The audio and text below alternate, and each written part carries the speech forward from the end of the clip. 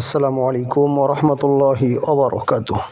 আলহামদুলিল্লাহ, বিশুদ্ধ কোরআন তেলাওয়াতের প্রশিক্ষণের নতুন আরেকটি ক্লাসে আপনাদেরকে স্বাগতম।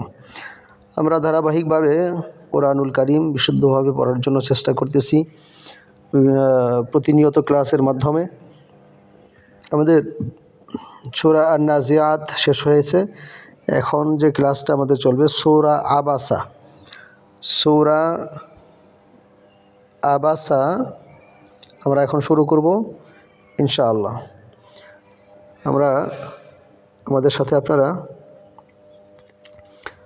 সাথে আপনারা পড়বেন, যাতে করে মুখের যে জড়তা আছে এবং ভুলগুলো আছে সেগুলো যেন ঠিক হয়ে যায়।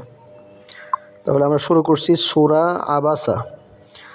আউযু বিল্লাহি মিনাশ শাইতানির রাজীম। বিসমিল্লাহির রহমানির রহিম। আবাসা ওয়া তাওয়াল্লা। আবাসা ওয়া তাওয়াল্লা। পড়েন, আমার সাথে পড়েন। আবাসা ওয়া তাওয়াল্লা। আইন জবর আ, বা জবর বা, আবা, সিন জবর সা, আবাসা। ওয়াও জবর ওয়া, তা জবর তা, ওয়াতা। ওয়াও লাম জবর ওয়াল, লাম খারা জবর লা, ওয়াতা ওয়াল্লা। তাহলে আবাসা ওয়া তাওয়াল্লা পড়েন। আবাসা ওয়া তাওয়াল্লা। আও জাআহুল আ'মা। আও জাআহুল আ'মা। হামজা নুন জবর আন, জিম আলিফ জবর যা। এখানে 4 আলিফ চিহ্ন আছে, মোটা একটি চিহ্ন আছে, এটা 4 আলিফ টান। এখানে 4 আলিফ টানতে হবে, উচ্চারণ হবে আও যা। হামজা জবর আ, আও যা আ। হা লাম পেশ হুল, আও যা আহুল আ'মা। হামজা আইন জবর আ, মিম খারা জবর মা, আ আমা। খারা জবর খারাজের উল্টা পেশ হলে পরে কয় আলিফ টানতে হয়? 1 আলিফ টেনে পড়তে হয়। তাহলে আমা। আও জাআহুল আ'মা। পরের আয়াত। ওয়ামা ইউদরিকা লাআল্লাহু ইয়াযাক্কা। পড়েন, আমার সাথে পড়েন। ওয়ামা ইউদরিকা লাআল্লাহু ইয়াযাক্কা। ওয়াও জবর ওয়া, মিম আলিফ জবর মা, ওয়ামা। ওয়ামা ইউদরিকা। ইয়া দাল পেশ ইউদ, র ইয়াজের রি, ইউদরি। 1 আলিফ টান হবে এখানে। জেরের পরে যদি জজম ওয়ালা ইয়া হয়, জেরের পরে যদি জজম ওয়ালা ইয়া হয় তাহলে 1 আলিফ টেনে পড়তে হয়। জবরের পরে যদি খালি আলিফ হয় তাহলে 1 আলিফ টেনে পড়তে হয়। পেশের পরে যদি জজমওয়ালা ওয়াও হয়, পেশের পরে জজমওয়ালা যদি ওয়াও হয় তাহলে 1 আলিফ টেনে পড়তে হয়। তাহলে ইউদরি, কাফ জবর কা, ইউদরিকা। ওয়ামা ইউদরিকা লাআল্লাহু। লাম জবর লা, আইন লাম জবর আল, আইন গিয়ে লামকে ধরবে, আইন গিয়ে লামকে ধরবে, লাম জবর লা, আল্লাহ। হা উল্টা পেশ হু, খারা জবর খারাজের উল্টা পেশ হলে পরে 1 আলিফ টেনে পড়তে হয়। হা উল্টা পেশ হু, লাআল্লাহু ইয়াযাক্কা। ইয়া গিয়ে জালকে ধরবে, জাল গিয়ে কাফকে ধরবে, কারণ দুটোটার উপরে তাসদিদ রয়েছে। ইয়া জা জবর ইয়াজ, জা কাফ জবর জাক, ইয়াযাক কাফ খারা জবর কা, ইয়াযাক্কা। পড়েন ইয়াযাক্কা। পুরা আয়াত কিভাবে হবে?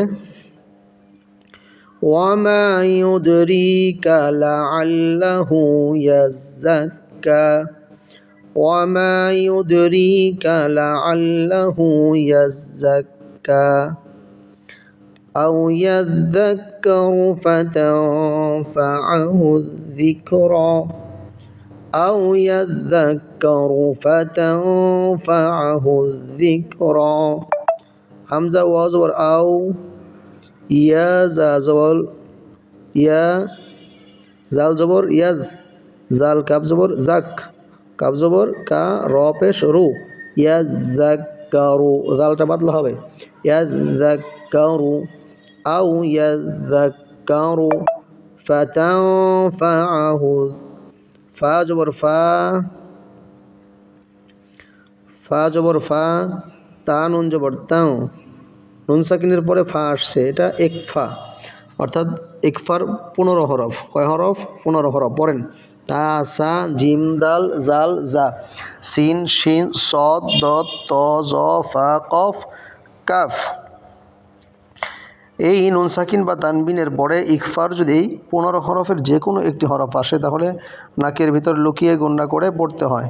তাহলে ফাতা ফা, নুন সাকিনের পরে ফা আসছে, আইন জবর আ, হা জাল পেশ হুজ, ফাতানফাআহুজ, আউ ইয়াযাক্কারু ফাতানফাআহুজ যিকরা, জাল কাবজের জিক, র খারা জবর র, খারা জবর হওয়ার কারণে এক আলিফ টেনে পড়তে হবে।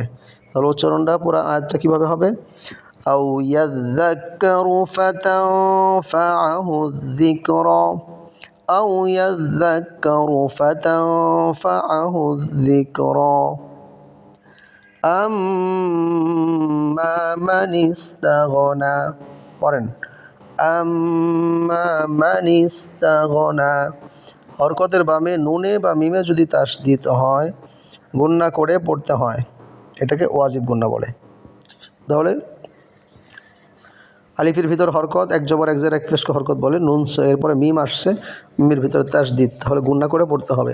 আম্মা, হামজা মিম জবর আম, মিম আলিফ জবর মা, আম্মা, মানিস, মিম জবর মা নুন সিনজের নিস, মানিস, তাগনা, তা গইন জবর তা, নুন খারা জবর না, তাগনা। পুরা আয়াত কীভাবে হবে? আম্মা মানিস তাগনা। আবারও পড়ছি, আমার সাথে পড়েন আম্মা মানিস তাগনা فأنت له تصدى فأنت له تصدى পড়েন فأنت له تصدى ফা জবর ফা, হামজা নুন জবর তা জবর তা, নুন সাকিনের পরে এখানে তা আসছে, ইকফার হরফ, গুন্না হবে নাকের ভিতর লুকিয়ে। ফাআতা, পড়েন ফাআতা। আবারও বলছি ফাআতা লাহু, লাম জবর লা, হা উল্টা পেশ হু, লাহু তাসাদ্দা, তা জবর তা, সদ দাল জবর সদ, তাসদ, দাল খারা জবর দা, তাসাদ্দা, তাসাদ্দা। পুরো আয়াত فأنت له تصدى فأنت له تصدى। এরপরের আয়াত ওয়ামা আলাইকা আল্লা ইয়াজ্জাক্কা, ওয়ামা আলাইকা আল্লা ইয়াজ্জাক্কা। ওয়াও জবর ওয়া, মিম আলিফ জবর মা, জবরের পরে খালি আলিফ, এক আলিফ টেনে পড়তে হয়। ওয়ামা আলাইকা, আইন জবর আ, লাম ইয়া জবর লাই, আলাই কাব জবর কা, আলাইকা, ওয়ামা আলাইকা, ওয়ামা আলাইকা আল্লাহ, হামজা লাম জবর আল্লাহ, আলিফ জবর লা, আল্লাহ ইয়াজ্জাক্কা, ইয়া গিয়ে জালকে ধরছে, জাল গিয়ে ইয়া গিয়ে জাকে ধরছে, যা গিয়ে কাফকে ধরছে, ইয়া যা জবর ইয়াজ, যা কাফ জবর জাক, কাফ খারা জবর কা, ইয়াজ্জাক্কা। পড়েন ইয়াজ্জাক্কা, আবারও ইয়াজ্জাক্কা।